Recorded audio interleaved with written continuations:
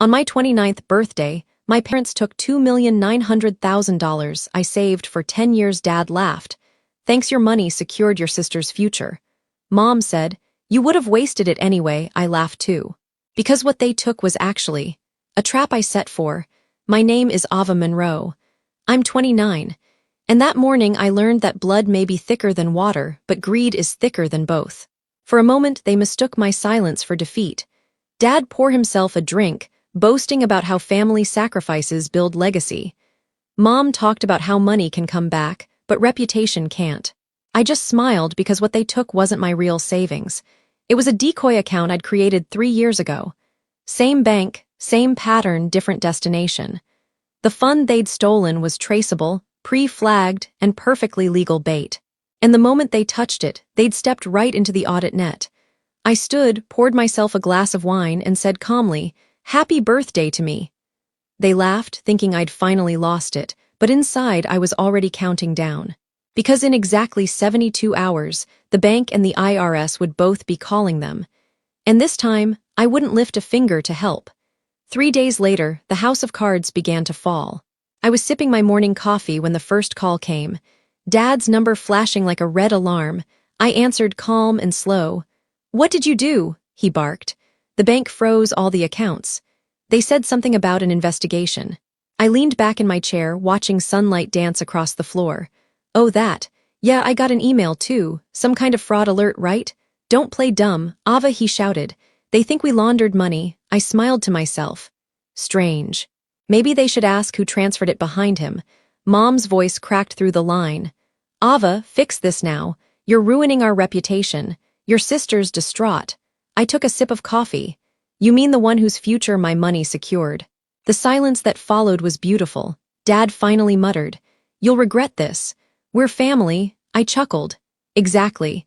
And that's why I left breadcrumbs for the auditors to make sure family gets full credit for their crimes." They both started shouting over each other, panic leaking through every word. But I was already done listening. I hung up, exhaled, and texted my lawyer. They accessed the flagged account. Time to proceed. Her reply came instantly. "Perfect. Sit tight. We'll let the feds handle it."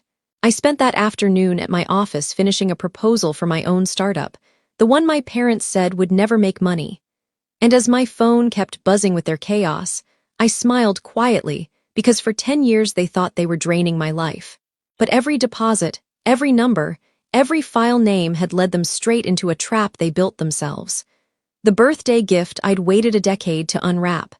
By the next morning, their panic had evolved into desperation. Mom showed up at my apartment unannounced, hair unbrushed, perfume fighting the smell of anxiety. She banged on the door like a debt collector, shouting my name so loudly that even the neighbors peeked out. When I opened it, she stormed inside. "Ava, you have to fix this," she pleaded, pacing. The investigators came to the house. They asked about wire transfers, foreign accounts. Your father nearly fainted. I leaned against the counter, calm as still water. "I told you not to touch what wasn't yours." She turned, eyes glistening, tone sharp. "We're your parents. We raised you. Everything we did was for your future." "For my future?" I asked. "Or for the one you couldn't control anymore?" Her lips trembled. "You can't do this to your sister. She's innocent." I sighed.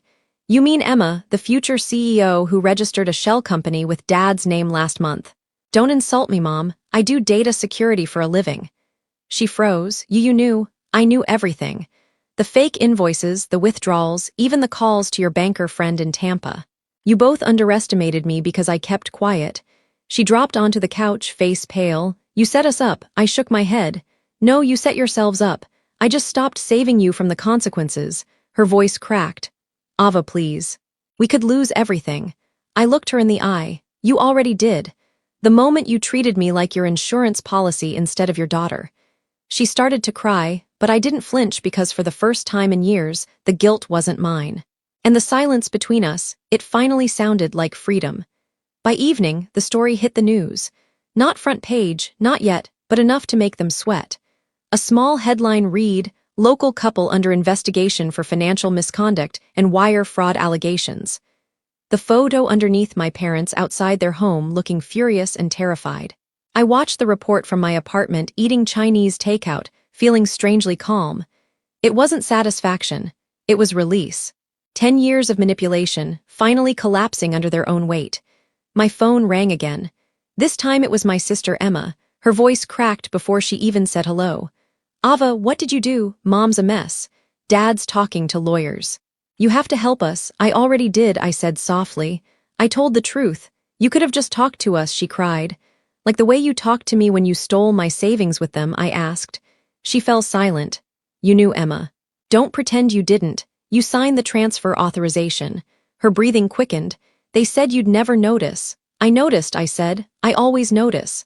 I just waited until the lesson would cost enough to matter. I heard her start to cry. For a second, my chest ached, not for her innocence, but for how far from it she'd fallen trying to please them. Please, she whispered. What happens now? I glanced at the TV where the reporter mentioned pending audits and potential indictments. Now, I said, now you all live with what you built just like I did. She hung up. I finished my food, closed my laptop, and stared out of the skyline. For years, I'd worked in shadows cleaning up their chaos. Now I was done cleaning. Now they could drown in their own mess and call it family. 2 days later, Dad finally called from a block number. His voice was as if he'd aged 10 years in one night. Ava, listen. We need to talk in private. They froze our assets. Everything, the cars, the accounts, even the house is under review. I leaned against the window and watched the city. Lights glow like tiny confessions. I told you not to touch what wasn't yours, Dad. His breath shuddered. They say you triggered this. You flagged the account yourself. Technically, I said, smiling. The AI fraud detection system I built for my company did it. I just fed it the right data. There was silence, then a low laugh that sounded half admiration, half defeat. You really set us up, didn't you? I didn't set you up, I replied softly. I set myself free. He hung up without another word. That night I sat on my balcony as a summer storm rolled in. Thunder rumbled like justice arriving late but loud. My phone buzzed again, this time a text from Emma. They lost everything. Mom blames you, Dad barely speaks. Are you happy now? I stared at the screen, then typed back. No, just a piece. I deleted her number after sending it. When the storm finally broke, I felt it. Not guilt, not triumph, but clarity. The kind you only get after surviving people who call betrayal love. They once told me I was too quiet to make an impact. Now their silence echoed louder than any apology ever could. For the first time since I was a child, I didn't owe anyone an explanation. I just let the rain fall, washing away the last of their control, one drop at a time. A week later, the news broke bigger than before. Front page headline. This time, Florida couple charged with tax fraud and asset misuse. Their names, their faces everywhere. The same people who once bragged about family pride were now being dissected by the media they used to impress. My coworker Noah slid the newspaper across my desk that morning. These the folks you mentioned once. Damn, Ava, looks like Karma didn't need your help. I just smiled faintly. Karma got my memo early. It was strange how normal life felt while theirs crumbled. I still made my morning coffee, logged into meetings, reviewed contracts for my company's next $3.2 million deal. The contrast was almost poetic. But that evening, an envelope arrived at my office, unmarked, no return address. Inside, a handwritten note in my father's tight cursive. You could have stopped this. You were supposed to be better than revenge. And beneath the note, a faded childhood photo of the three of us at a beach. Dad holding me on his shoulders, both of us laughing. For a moment, I couldn't breathe because he was right. I was supposed to be better. But they never left me the chance to be. I folded the photo gently, placed it back in the envelope, and whispered, "You taught me this." That night, I walked through the city, its neon lights reflecting off puddles like fragments of old memories. For the first time, I didn't feel haunted by them. I wasn't the daughter they broke anymore. I was the woman they built by accident, resilient, strategic, unstoppable. And as I crossed the bridge toward home, I realized something. I hadn't destroyed my family. I'd simply removed the rot so I could finally grow. Months passed. Their trial became local gossip, and whispers of their fall spread like wildfire. Colleagues, old neighbors, even distant relatives who once worshipped them started reaching out to me. The daughter they dismissed as too emotional, too naive. Funny how success changes the definition of family. I stayed quiet through it all. No interviews, no statements, just focus. My company grew faster than ever.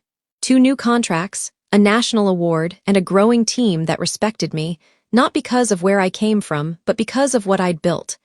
But one afternoon, my assistant poked her head in. "There's someone waiting for you in the lobby." "Says she's your sister." I froze. "Emma." When I walked out, she stood there thinner, paler, clutching a cheap purse and a hollow apology in her eyes. "Ava," she whispered. "I didn't know they'd go this far. I just wanted to fit in." I studied her face. The same girl who once laughed when Dad called me a failure, and now she looked like the ghost of every bad choice they made. "Are they okay?" I asked quietly. "Mom's under house arrest," she said. "Dad's trying to negotiate plea terms." Then her eyes filled with tears. "I lost everything, Ava. Can you help me?" The question hung in the air, heavy with irony. I handed her a business card. "Not mine, but my charity's. This program helps women start over. No strings, no family names. Apply there." She looked at it, trembling. "You won't even talk to me." I smiled softly. I just did. And as I walked back to my office, I didn't look back. Some doors stay closed for peace, not punishment. A year later, the past no longer haunted me. It had simply faded. The trial ended with quiet sentences and louder lessons. My parents lost everything, but the world moved on, as it always does. So did I. On the anniversary of it all, I drove to the coast, the same beach from that photo Dad once sent. The air smelled of salt and forgiveness. I stood where I'd once sat on his shoulders, waves lapping at my feet. In my hand, I held that same picture, now sun-bleached and soft at the edges. "I forgive you," I whispered, though I knew they'd never hear it. Maybe forgiveness wasn't for them. Maybe it was for me. When I got back home, a package waited on my doorstep. No return address again. Inside was a simple note in my sister's handwriting. "Thank you." The charity approved me. "I'm rebuilding." For the first time in years, I smiled without bitterness. I placed the note beside my desk under a frame that read, "Legacy isn't what you inherit, it's what you build." The sun dipped beyond the skyline as my phone buzzed. An email from a national publication requesting an interview. "We'd love to feature your story, from estrangement to empowerment." I stared at it for a long moment, then typed my reply. "Only if we talk about rebuilding, not revenge." Because the truth was simple. Revenge was never the ending. It was just the mirror that made me see who I'd become. And as I turned off the lights that night, I realized I didn't need closure. I already had peace.